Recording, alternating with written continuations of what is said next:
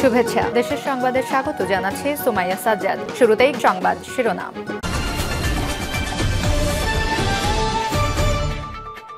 আসসালামু আলাইকুম। আপডেট বাংলা সংবাদে আপনাকে স্বাগত। শুরুতেই শিরোনাম, পরে বিস্তারিত।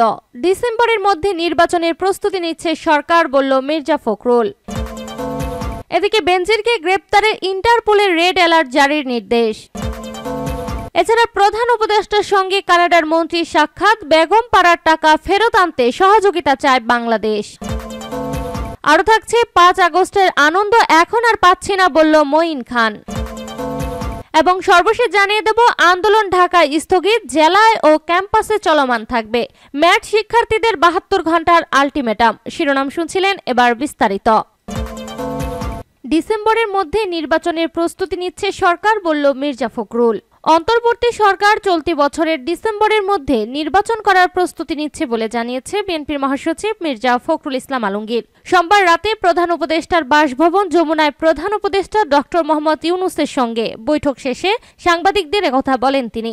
মির্জা ফখরুল বলেন, প্রধান উপদেষ্টা সহ বৈঠকে যারা ছিলেন তারা দ্রুত একটি নির্বাচন দেওয়ার ব্যবস্থা করছেন। ডিসেম্বরের মধ্যে একটি নির্বাচন করার জন্য তারা কাজ করছেন।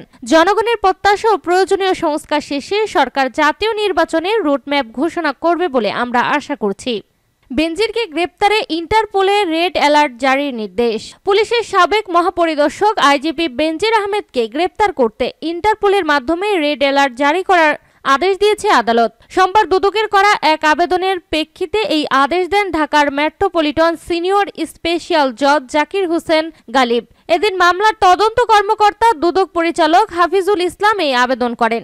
আদালতের দুদকের পক্ষে শুনানি করেন প্রসিকিউটর মীর আহমেদ আলী সালাম। তিনি বলেন, গত বছরের 15 ডিসেম্বর 74 কোটি টাকার অবৈধ সম্পদ অর্জন ও তথ্য গোপনের অভিযোগে সাবেক আইজিপি বেনজির আহমেদ এবং তার স্ত্রী ও 2 মেয়ের বিরুদ্ধে পৃথক 4টি মামলা করে দুদক। এ মামলায় পালাতক রয়েছে বেনজির। এর আগে গত বছরের 12 জুন বেনজির আহমেদ, তার স্ত্রী ও সন্তানদের নামে থাকা 8টি ফ্ল্যাট এবং 25 একর 27 কাঠা জমি জব্দের আদেশ দেন আদালত।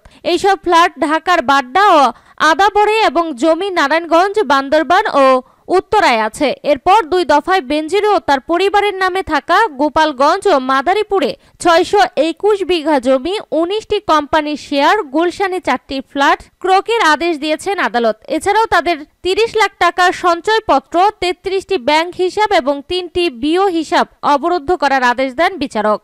প্রধান উপদেষ্টার সঙ্গে কানাডার মন্ত্রীর সাক্ষাৎ, বেগম পাড়ার টাকা ফেরত আনতে সহযোগিতা চায় বাংলাদেশ। বাংলাদেশ থেকে চুরি হওয়া টাকা ফেরত আনার জন্য আবারও কানাডার সহায়তা চেয়ে প্রধান উপদেষ্টা বলেন, বেগম পাড়া নামে একটি পুরো এলাকা আছে যেখানে দুর্নীতিবাজদের পরিবারের সদস্যরা বসবাস করে। আমরা দুর্নীতি থেকে মুক্তি পেয়ে কঠোর পরিশ্রম করছি, কারণ দুর্নীতি সর্বত্র।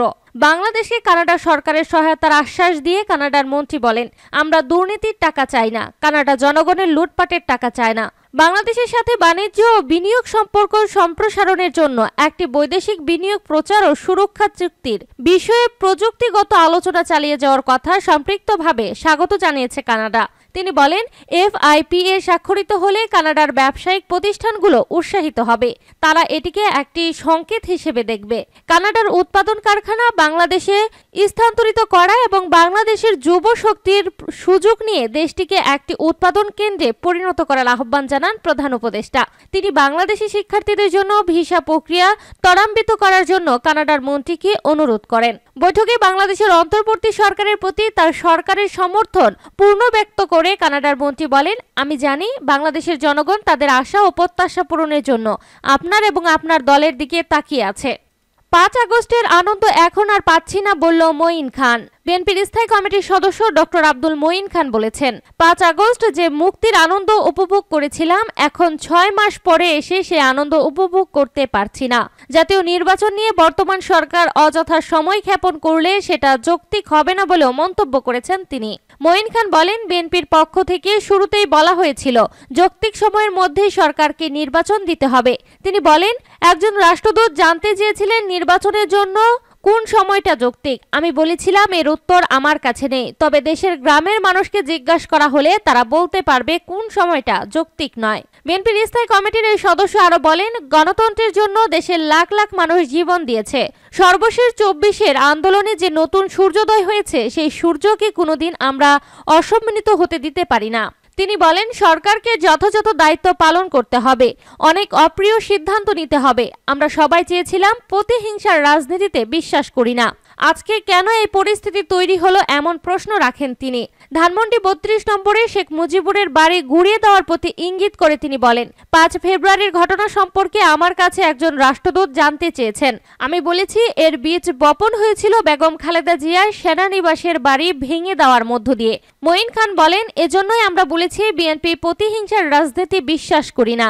বাংলাদেশের সরকার চালানো ইংল্যান্ড আমেরিকার সরকার চালানোর চেয়েও কঠিন বলেও মন্তব্য করেন তিনি। আন্দোলন ঢাকায় স্থগিত, জেলায় ও ক্যাম্পাসে চলমান থাকবে। ম্যাট শিক্ষার্থীদের 72 ঘন্টার আলটিমেটাম। 72 ঘন্টার মধ্যে দাবি মেনে নেওয়ার আশ্বাসে আপাতত আন্দোলন স্থগিত করেছে মেডিকেল অ্যাসিস্ট্যান্ট ট্রেনিং স্কুলের ম্যাটস শিক্ষার্থীরা। বিষয়টি নিশ্চিত করেছে আন্দোলনের 2 জন অন্যতম সমন্বয়ক হাসিবুল ইসলাম শান্ত ও সাকিবুল ইসলাম আমার দেশকে নিশ্চিত করেছে। এই সময় তারা বলেন, সোমবার বিকাল 3টার মধ্যে আমাদের দাবি না মানলে পরবর্তীতে কঠোর কর্মসূচির ঘোষণা দেওয়ার কথা থাকলেও স্বাস্থ্য মন্ত্রণালয় থেকে আমাদের সাথে যোগাযোগ করা হয়েছে। তারা বলেছেন, অনতিবিলম্বে উপসহকারী কমিউনিটি মেডিকেল অফিসার শূন্য পদে নিয়োগ প্রদান এবং অসঙ্গতিপূর্ণ কোর্স কারিকুলাম সংশোধন সহ আলোচনা করে 2 দাবি মেনে নেওয়ার আশ্বাস দেওয়া হয়েছে। ম্যাট সাধারণ শিক্ষার্থী পরিষদের সমন্বয়ক হাসিবুল ইসলাম শান্ত বলেন, আমরা পূর্ণ আশ্বাস পাচ্ছি না। যেহেতু তারা 72 ঘন্টার সময় চেয়ে নিয়েছে, সেক্ষেত্রে আমরা তাদের সুযোগ দিয়েছি। এই সময়ের মধ্যে যদি দাবি মেনে না নেওয়া হয়, তাহলে আমরা ঢাকা কর্মসূচি পালন করব। প্রশ্নের এক উত্তরে তিনি বলেন, আপাতত এই 72 ঘন্টা শুধু ঢাকা শহরে স্থগিত করা হয়েছে, তবে জেলায় জেলায় এবং ক্যাম্পাসে তা চলমান থাকবে।